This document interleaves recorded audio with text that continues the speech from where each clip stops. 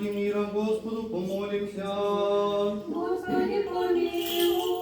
Еще молимся об упокоении души усопшего раба Божьего, но представленного воина Павла, и ореже проститеся ему всякому прегрешению, вольному же и невольному. Господи, помилуй.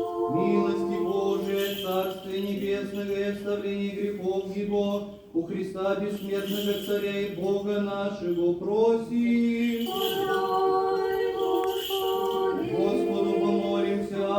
Господи, помилуй. Яко Ты си воскресение и жизнь, и упокоение усопшего раба Твоего, но представленного воина Павла, Христе Божий наш, и Тебе славу воссылаем с безначальным Твоим Отцем, и пресвятым, и благим, и животворящим Твоим Духом, ныне и присно, и